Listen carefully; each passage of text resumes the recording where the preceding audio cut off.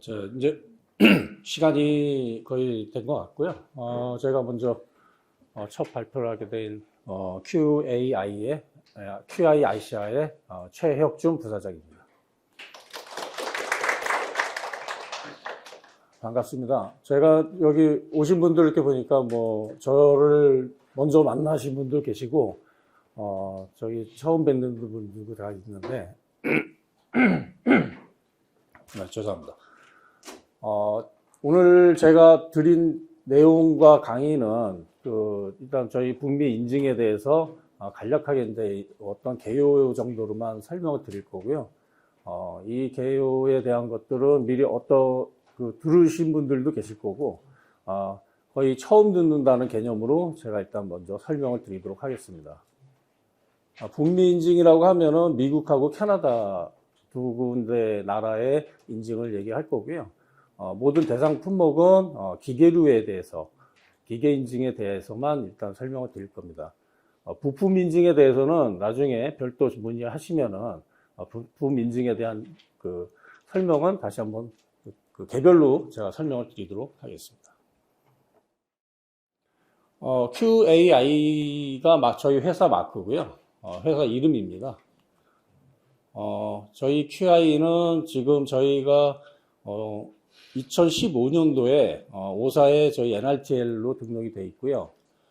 그 다음에 2018년도에 QI 아시아로 PNS라는 회사가 QI와 합작 법인으로 QI 아시아를 2018년도에 만들었습니다. 저희는 한국, 일본, 중국, 대만 이렇게 세 가지 아시아권에 대한 인증을 저희가 총괄하게 하고 진행을 하고 있습니다. 저희 회사는 본사는 밴쿠버에 있고요. 토론토에도 있고, 시험소는 미국에도 있습니다. 미국 LA에 난초에 시험소가 있어서, 난초에 있는 시험소가 미국 오사에 있는 NRTL에 등록되어 있는 시험소입니다. 저희는 미국의 NRTL 인증을 할 거고요. 오늘 제가 제일 많이 드릴 인증이 NRTL 이런 인증을 그렇게 용어를 많이 쓸 거고요. 많이 알고 계시는 UL 인증이라고 하는 그 내용이 UL이 인증이 미국의 인증이 아니다라는 것을 저희가 다시 한번 설명을 드릴 겁니다. 캐나다는 SI 인증이 있습니다. 기계류에 대해서 스페셜 인스펙션에 대한 인증이 있습니다. 그래서 그 스페셜 인스펙션을 진행하는 방법에 대해서 또 간략하게 설명을 드릴 것 같습니다. 저희는 미국에 이제 FCC 인증도 하고 있는데 FCC는 전자파 인증에 해당되겠습니다. 그러니까 기계류에 대해서는 전자파 인증에 해당 사항은 없습니다. 저희가 또 의료기기 쪽도 60601-1에 대한 의료기기 쪽도 저희가 진행하고 있고요. 요거는 서비스니까요. 이렇게 넘어가도록 하겠고요. 저희 QI는 원체 전기전자 쪽 시험보다는 파이어, 화재나 빌딩 프로덕트, 그 다음에 건축자재에 대한 환경 및 내구성 시험, 이쪽을 주로 많이 했었습니다. 그러니까 저희 한국으로 치면 이제 KCL하고 좀 유사한 회사였었고요. 이쪽 전기전자 쪽으로는 NRTL이 아까 2015년부터 전기전자를 등록을 시켜서 이제 시작을 하고 있습니다. 여기서부터 이제 본론을 말씀드릴 건데요. 미국의 인증은 UL 인증이 아닙니다. UL이 인증하고 있는데요. 미국의 인증은 UL이 아니고 NRTL이라는 제도가 있습니다. National Recognized Testing Laboratory라고 해서 이거를 NRTL을 관장하는 기관은 미국의 오사입니다. 오사는 미국 연방직업안전보건국이라고 해서요. 우리나라로 치면 노동부와 동일한 기관이고요. 이 노동부 오사에서 NRTL이라는 제도를 진행하고 관장하고 있습니다. NRTL에는 시험 인증을 직접 하는 게 아니고 등록된 3자 인증기관들이 있습니다. 그 3자 인증기관을 통해서 인증을 진행하면 되겠습니다. 거기에 등록된 기관은 총 현재 20개가 있습니다. 20개 중에 요 마크를 보시면은 UL 마크 있죠. 그 다음에 저희 QI 마크 있고 캐나다 CSA 마크. 많이 보시는 독일의 튜브 라일란드 튜브 슈드. 전부 다 등록이 돼 있는 20개 기관들을 선택을 하셔가지고 진행을 하시면 되고, 그 선택된 인증 기간에 마크를 붙이시면 되는 겁니다. 그러니까 UL을 진행을 했었다 하면은 이 UL 마크를 붙이는 거고요. 저희 QI를 진행했다 하면 저희 QI 마크를 붙이는 겁니다. 그러니까 인증이 뭐 UL이 지금 인증, UL 인증 하는데 UL은 인증이 아니고 저희가 말할 때는 UL은 그 시험소다, 일반 시험소다. 사설 시험소 맞습니다. 사설 시험소라고 생각하시면 될 것 같습니다. 이 20개 요 사이트를 다 확인하시려면 오사 사이트거든요. 오사 사이트 여기를 클릭하셔서 들어가시고 보면은 저 20개 전체 그 내용 카테고리 등록된 카테고리들이 다 그 사이트에서 확인을 하실 수 있습니다. 요거는 먼저 설명드리기 전에 용어를 좀 여기다 적어놨고요. 오사, NFPA, 안시, AHJ 이따가 저 진행 절차에 대해서 설명하면서 HJ 쪽 얘기가 나올 것 같아서 용어를 좀 넣어놨습니다. 저희가 그 NRT를 진행했을 때 저희가 이제 용어가 이제 FEB라고 돼 있는데요. 필드 에볼루션 바디라고 약자고요. 기계류 인증을 적용했을 때 NFPA 79 산업용 기계 설비에 대한 전기 안전 규격, 그 다음에 UL508A 산업용 배전반에 대한 규격, 이 두 가지를 적용해서 진행을 할 겁니다. 요 용어를 보시면은 전기 안전 규격, 그 다음에 배전반에 대한 규격. 미국의 인증은 전기밖에 없습니다. 그래서 미국의 인증은 화재나 감전에 대한 그 위험성을 가장 중요시 여기고요. 그 두 가지 이 적용 규격을 NFPA 79하고 UL508A 두 개로만 적용해서 진행을 하면 되겠습니다. 요 설명은 요거 먼저 설명을 드리겠습니다. 미국의 인증은 진행 방법이 4가지 방법이 있습니다. 리스팅, 배치 리스팅, 필드 라벨링, 그 다음에 LIMC, 그 다음에 UL08A 이벨리션이라고 되어 있는데요. 리스팅은 그 대부분 진행하는 게 부품 소자들, 부품들을 인증을 받을 경우에 리스팅을 한다고 하죠. 리스팅은 오사에 등록한다고 해서 리스팅입니다. 배치 리스팅은 그러니까 리스팅은 대량 생산 제품이 있을 때 리스팅이고요. 배치 리스팅은 소량 다품종 생산. 예를 들면 한 100대 생산하고 끝날 경우다.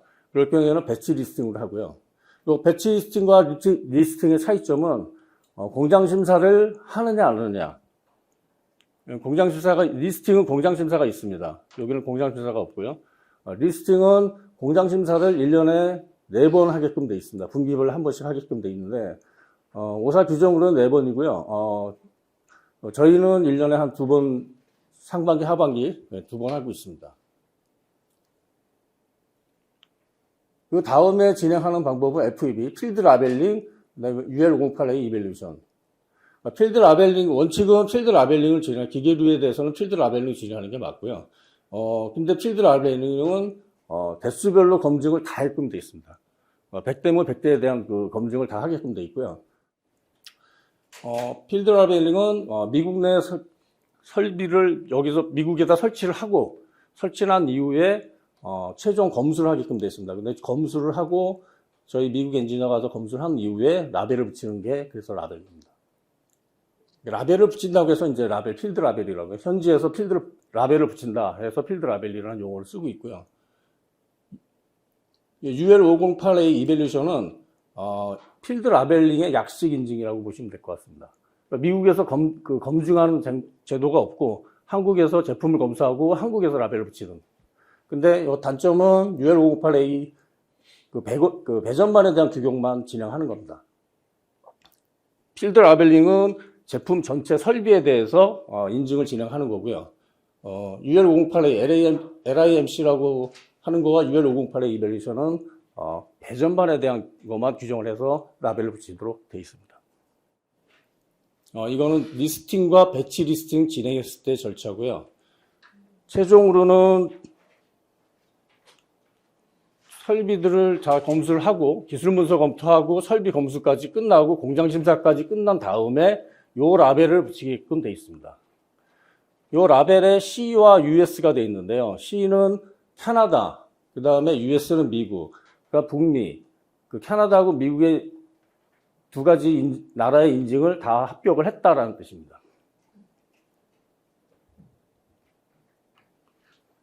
그 다음에 필드 라벨링의 진행 절차입니다. 필드 라벨링은 여기까지는 한국에서 기술 문서 받아서 기술 문서 검토까지 다 끝낼 거고요. 그 다음에 제품 검수도 할 겁니다. 제품 검수 하고 난 다음에 요 프리 인스펙션 라벨을 먼저 붙일 겁니다. 그 명판 옆에다가 요 라벨을 붙일 거고요. 그 다음에 미국 내에서 그 설치된 이후에 그 다음에 저희 엔지니어가 QI 엔지니어가 가서 검수하고 OK가 나면은 요 최종 라벨을 붙일 겁니다. 그 다음에 저희 엔지니어가 AHJ에다가 그 FEB 성적서 및 기술 문서를 제출할 겁니다. AHJ가 어디냐면은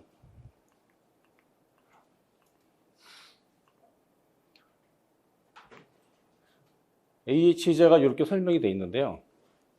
오사에서 그 모든 그 인증에 신청된 그 설비라든지 정보에 대해서 검증을 해야 되는데 오사가 전체를 다 할 수가 없습니다.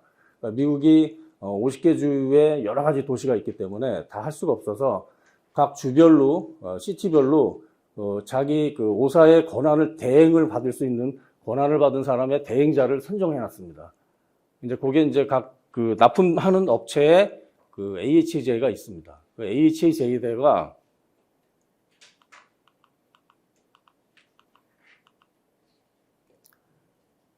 저희 엔지니어가 AHJ에다가 이 기술문서하고 성적서를 제출하면은 AHJ에서 그걸 검증을 하고 그 다음에 사용 허가증을 줍니다. 그러면 사용처에서 그 사용 허가증을 받고 그제서야 설비를 시운전을 하고 가동할 수가 있는 겁니다.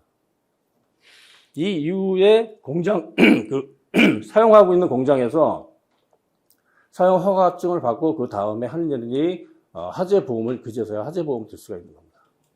그러니까 미국의 인증은 미국의 최종 목적은 화재 보험을 들기 위해서 인증을 받는다라고 생각하시면 될 것 같습니다.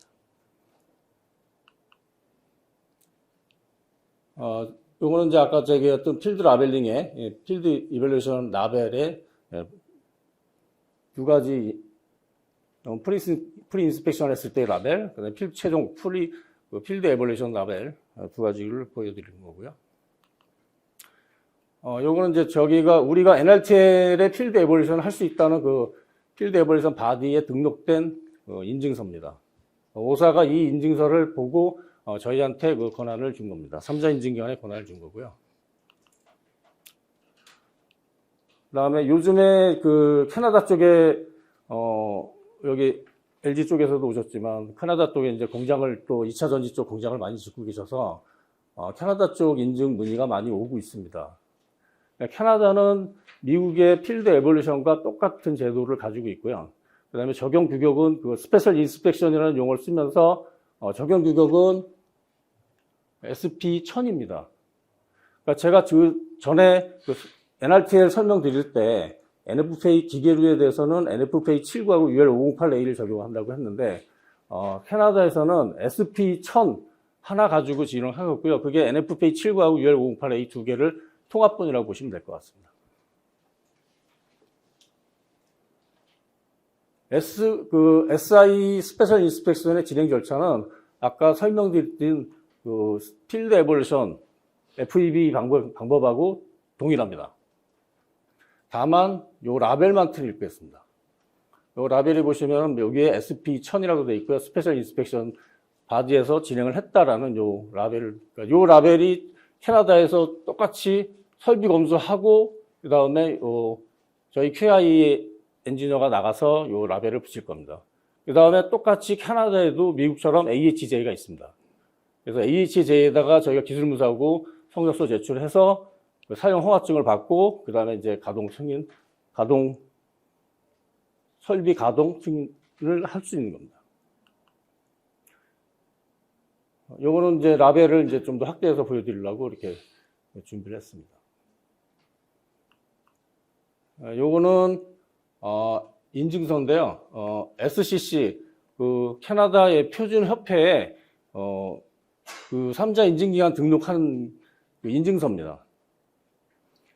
캐나다는 아까도 그 미국의 NRTL에서는 20개 정도의 인증기관이 3자 인증기관으로 등록돼 있다고 말씀드렸는데, 캐나다에서는 그 SCC 쪽에 등록된 인증기관이 한 15개 정도가 있습니다. 요거는 사이트 scc.ca 치시면 사이트 들어가시면은요, 요 전체 15개 사이트를 확인해 보실 수 있고요. 캐나다도 똑같습니다. 저희처럼 그 20개 NRTL에 20개 등록되어 있는 인증기관 중에 하나 선택하듯이 요 SI도 똑같이 15개 중에 하나 선택해서 진행하시면 될 것 같습니다.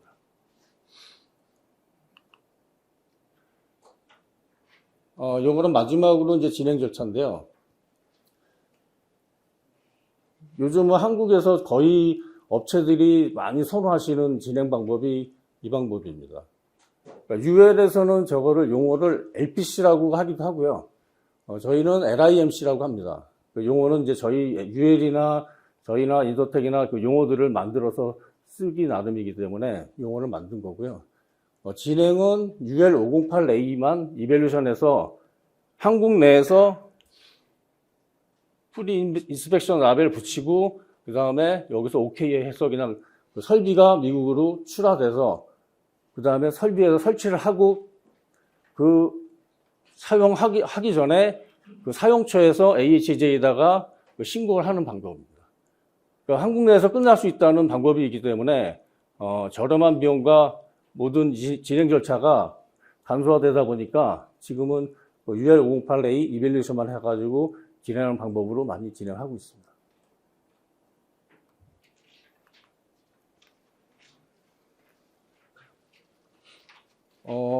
저희가 필드 에볼루션을 하든 UL508A 이벨루션을 하든 저희한테 이제 제출해야 될 서류의 목록입니다. 일반적으로 CE 진행하셨을 때 진행 서류와 거의 대동소이할 겁니다. 근데 가장 중요하게 여기는 거는 저 안전부품 리스트, 그러니까 NRTL 승인 여부를 표시해야 함이라고 되어 있는데요. 부품은 전부 다 인증품을 쓰셔야 되고요. 인증품 쓰신 부품에 대한 부품 리스트를 정리를 해서 주셔야 될 것 같습니다.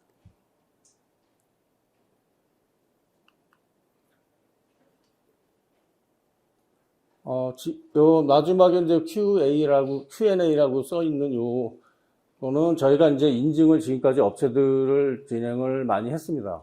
근데 진행을 하면서 보니 가장 많이 받는 질문 중에 하나를 여러 가지를 이제 정리를 해서 이렇게 모아놓은 거고요. 첫 번째는 부품을 꼭 그 인증품을 써야 되느냐, 어떤 부품을 써야 되느냐, 그런 질문을 가장 많이 받았고요. 그래서 여기는 저희가 간략하게 AC 연결되는 부품은 모두 다 NRTL 승인품 쓰셔야 된다라고 말씀을 드리고 싶습니다. 근데 대부분 이제 부품들이 NRTL 승인 받은 부품들이 UL 승인품, UL을 많이 받았죠. 그래서 UL 승인품 꼭 쓰셔야 된다라고 말씀을 드리고 싶고요. DC 부품이라고 해가지고 인증품 안 써도 되느냐, 그런 건 아니고 위험성이 판단된다. 저희가 회로도를 입출해서 위험성이 판단된 경우에는 그 DC 부품도 인증품을 쓰셔야 됩니다. 그 다음에 꼭 두 번째는 UL 인증품을 써야 되느냐. 그러니까 UL 인증을 안 받고 CSA나 다른 인터텍이나 튜브나 이런 인증을 받은 부품들도 있습니다. 네, 그런 거 쓰셔도 됩니다. 그래도 인정하게끔 되시고요. 근데 중요하게 또 부품들 중에 인증을 못 받은 부품들이 그걸 사용하고 계실 경우가 있습니다. 예를 들면 이제 트랜스포머 같은 경우나 모터류 같은 경우 그런 경우가 될 수 있는데요. 만약에 그 인증품이 없다고 해가지고 저희가 필드 에벌루션 인증을 못 내드리는 건 아니고요. 별도 검증을 하거나 아니면 그 제품을 대해서 그 성적서에 코멘트를 달아서 인증을 마무리를 할 수는 있습니다.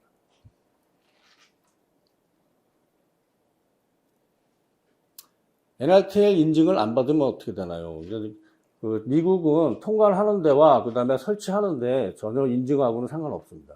아까도 말씀드렸다시피 미국의 인증은 최종 목적은 사용 허가증을 받고 AHJ의 사용 허가증을 받고 그다음에 하재 보험을 드는 목적이기 때문에 통관하고 사용하는 데 설치하는 데는 전혀 문제가 없습니다. 저희가 필드 라벨링을 국내에서 진행할 때 대부분 문서 검토하고 최종 제품 검수하고 마지막까지 기간은 한 대략 2개월. 근데 좀 뭐 문서 검토가 좀 더 길어졌다라고 하면 뭐 3개월까지도 가는데 일반적으로 한 2개월 정도 생각하시고 진행하시면 될 것 같습니다. 필드 라벨링은 동일 제품이 나중에 또 납품될 경우 어떻게 되나요? 그런데 현재 10대, 예를 들어서 10대를 진행하시고, 그 다음에 인증을, 필드 라벨링을 다 끝냈습니다. 근데 똑같은 제품이 내년에 또 10대가 또 생겼어요. 그럼 그 10대 똑같이 또 방식으로 똑같이 하셔야 됩니다. 그러니까 대수별로 다 한다고 말씀을 드렸기 때문에, 필드 라벨링과 UL508의 211는 모든 제품에 대해서 다 검증을 해야 된다. 이거는 뭐 리스팅에 대한 그 비용을 가장 또 많이 물어보셔서 리스팅 진행했을 때 공장 심사와 연회비 저희는 대략 뭐 2,000불, 연회비 1,500불 이렇게 진행을 하고 있습니다. 이 자료는 제가 이렇게 설명드리려고 든 자리는 아니고요. 이따가 그 Q&A 시간에 질문을 하실 내용들 중에 제품이 회로 검토 끝나고 부품 검토 끝난 다음에 제품은 이제 현장 검토를 하러 갑니다. 근데 현장 검수를 하러 갔을 때 부적합 사항들이 많이 나오는데 그 부적합 사항들을 이제 좀 정리를 해서 요약을 해 놓은 건데요. 뭐 간략하게 중요한 부분들만 전부 다 설명하기는 그렇고 간략한 부분만 설명드리도록 하겠습니다. 마금 조치, 그러니까 외암에서 연출되는 전선의 통로, 그러니까 전선이 배전반 안으로 전선이 들어오는 부분들이 개구부 쪽은 전선에 손상이 되지 말라고 보호 조치를 해야 됩니다. 그거는 뭐 여러 가지 방법이 있겠죠. 보호 조치를 해야 한다는 뜻이고요. 그리고 틈새는 없어야 됩니다. 그 다음에 아크 파트, 에칭 파트로부터 12인치 이내는 오픈되는 그 부분이 있으면은 그 부분도 다 마금 조치를 하셔야 됩니다. 예를 들면은 배전반의 환기팬에서 환기팬 안쪽에 아크 부분이 생길 수도 있다라고 하면 그 부분은 12인치 정도는 유격거리를 두셔야 된다는 뜻입니다.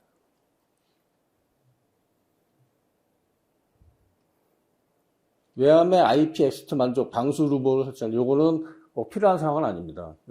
방수 조치가 필요한 제품이 있고 필요하지 않은 제품이 있기 때문에 요거는 강제 사항은 아닙니다.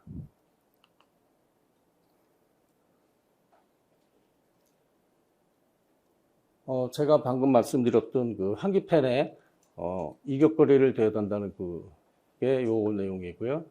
그 다음에 환기팬의 팬모터는 무조건 DC든 AC든 다 승인품을 쓰셔야 됩니다.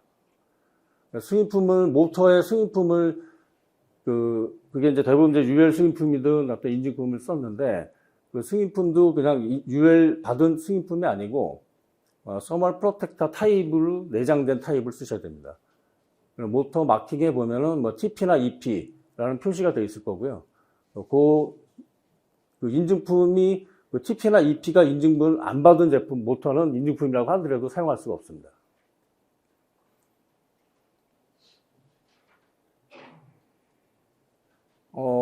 또 요즘 지적사항이 제일 많이 나오는 것 중에 팬모터 카바에 필터를 달게끔 되어 있습니다. 팬모터 안쪽에 필터는 꼭 강제사항으로 꼭 다셔야 되고요. 그 필터도 난연 재질성의 필터를 쓰셔야 됩니다.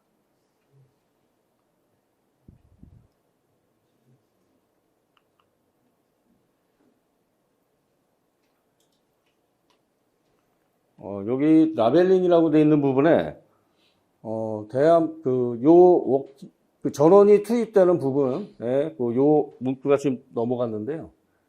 그 원인 문구를 꼭 로또 표시를 하셔야 됩니다. 요 문구를 꼭 넣으셔야 됩니다.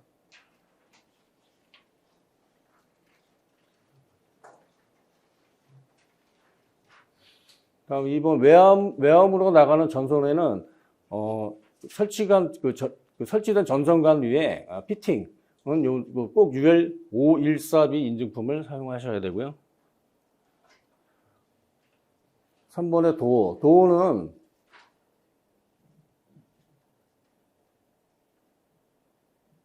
요 도어가 그 가장 부적상 중에 많이 나오는 부분 중에 하나가 그 왼쪽과 오른쪽에 이쪽에 페이드락을 설치를 한 이후에 페이드락이면은 그 페이드락을 설치한 이유가 그 도어를 열기 전에 전원이 차단되는 구조로 그 페이드락을 설치했는데 걸쇠가 있습니다. 이렇게 그 페이드락 반대쪽의 문이 열리지 않도록 걸쇠가 있는데 이 걸쇠를 그 전체를 다 걸쇠를 안 하시고 일부분만 하는 경우가 있어요. 그런 경우에는 그건 부적합 사항입니다. 그러니까 전체로 다 결세를 만드셔야 된다는 뜻입니다. 그리고 어느 업체에 가면은 이 걸쇠가 반대쪽으로 돼 있는 쪽도 그런 업체도 봤습니다. 페이드락을 설치를 했는데 문이 열려요. 오른쪽 문이. 전혀 의미가 없는 그런 도어로 설치를 한 경우도 봤습니다.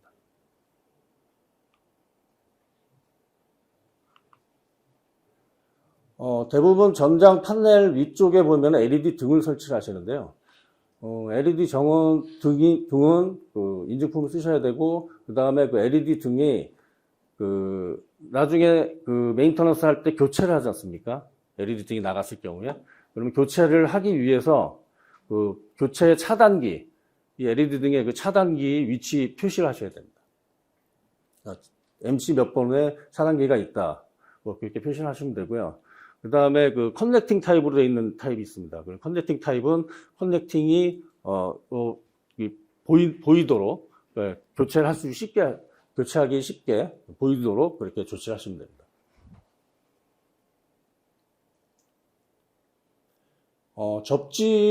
대부분 다 접지는 다 전장 판넬에 접지가 되어 있을 텐데요.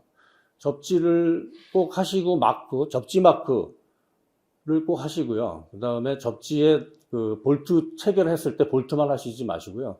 UL08A에서는 스프링 화샤나 스타 화샤 둘 중에 하나를 꼭 사용해서 접지를 하게끔 되어 있습니다. 접지 심볼은 표기를 대부분 다 P2라고 많이들 하실 거예요. 근데 P2라고 하시는데 사용하셔도 됩니다. 근데 회로 도면에도 P2라고 다 표기가 똑같이 돼 있어야 됩니다. 근데 대부분 여기 508A에서는 요 약자를 다 사용해도 되십니다. 접지 표시는 아시죠? 접지 마크 표시요. 예.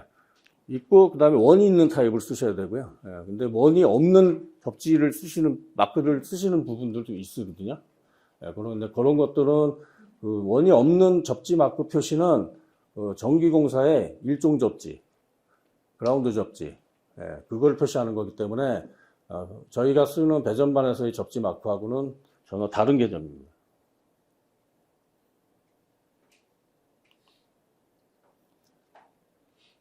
가장 또 전선에서 가장 문제점이 많이 나오는 것들은 배선의 정리가 안 돼 있다는 겁니다. 덕트 안에 들어있는 배선이 AC, DC 다 혼용돼서 쓰시고 있고요. 그 다음에 공합 배선까지 다 한꺼번에 그냥 덕트 안에 물려서 있습니다. 그거를 정리를 하셔야 됩니다. AC와 DC를 세분화해서, 그렇게 격자로 덕트가 분리돼서 나오는 덕트도 있거든요. 그런 걸 쓰시든지, 아니면 자바라로 써서 이렇게 분리를 시키든지, 그런 식으로 선 정리를 해서 배선 정리를 하셔야 됩니다. 지금 가장 많이 7번 중에 부스바가 전원용 부스바, 접지 부스바 전부 다 많이 쓰시는데요. 전원용 부스바는 무조건 다 인증품을 쓰셔야 됩니다. 이쪽 리탈코리아에서는 이 부스바가 UL 인증을 다 받으신 제품으로 리탈코리아에서는 설계해서 제품을 만들어 놓고 있는 경우도 여기는 니탈 코리아 대부분 다 인증품 쓴 걸로 되어 있습니다.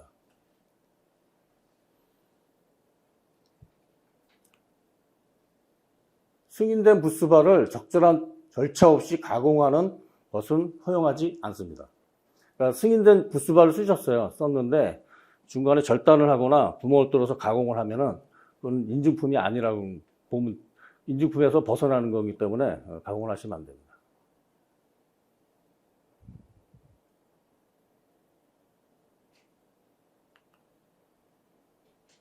단자대는 단자대에서 부스바의 단자 부족으로 인해 하나의 단자에 2개 이상의 보호장치. 이 내용이 뭐냐면요. 단자대의 출력선에 선을 하나씩만 연결해야 되는데 2개씩 물려서 연결한다는 거거든요. 2개씩 연결하는 것들은 허가가 안 됩니다. 터미널 블록 감전 방지 커버에 대한 열림 방지가 되어 있어야 됩니다. 라고 되어 있는데요. 그 터미널 블록을 많이 쓰시는데, 터미널 블록에, 사람이 그 문이 열렸을 때 그 감전되는, 터미널 블록 1차 측 전원이, 유틸 전원이 들어오는 부분인데, 거기에 커버가 없어요. 그래서 사람 손가락이 들어가서 감전될 수 우려가 있다. 그래서 그거를 전체적으로 커버링을 하라는 뜻이고요. 그거 기성품으로 많이 나와 있는 것들도 있기 때문에, 그걸 구입을 하셔서 커버링을 하셔도 될 것 같습니다. 차단기는 전원 투입용 핸들 근처에는 노트 표시를 꼭 하셔야 되고요. 별도로 핸들이 부착된 상태에서는 확인이 필요할 겁니다. 나머지는 지금 이 부분도 지금 많이 지적사항 나온 것 중에 하나인데, SPD는 저희가 인증에서는 SPD를 꼭 하여야 된다라는 뜻은 없습니다. SPD를 사용하는 거에 대해서는 사용자 요구사항이거든요. 그러니까 SPD를 만약에 설치를 하셨어요. 했는데, 최단거리, SPD의 배선은 최단거리로 해놔야 되거든요. 근데 이 거리가 좀 길이가 길어서, 그런 것들은 부적합사항이 나올 수 있습니다. UPS도 설치가 하실 경우가 있는데 UPS를 설치하면은 요 위험 표시와 워닝 문구, 요 문구는 그대로 그 UPS 안에 요 문구가 들어가 있어야 됩니다. 요것도 문구가 거의 많이들 없어서 지적사항이 많이 나오는 상황 중입니다. 지금 설명드린 내용들은 저희가 간략히 제품 검수했을 때 대략적으로 많이 나온 것들에 대해서만 지금 말씀을 드렸고요. 보다 더 자세한 질문 사항이라든지, 인증에 관련된 세부적인 사항은, 이따 마지막 시간에 Q&A 시간이 있습니다. Q&A 시간에 질문해 주시면은, 제가 답변을 드리고, 오늘 드린 자료에는 저희가 이 프린트물을 가져가도 된다고 하네요. 이거 가져가시고, 그 다음에 만약에 요게 파일로 필요하다고 하시면은, 저한테 개별로 뒤쪽에 가시면 제 명함이 있으니까요. 필요하시다고 하시면 연락을 주시면은 제가 요거는 파일로 드리도록 하겠습니다. 네, 오늘 제가 준비한 자료의 설명은 오늘 여기까지 마치겠고요. 지금까지 또 좀 부족한 점이 많지만 들어주셔서 감사합니다. 네, 이상 마치겠습니다.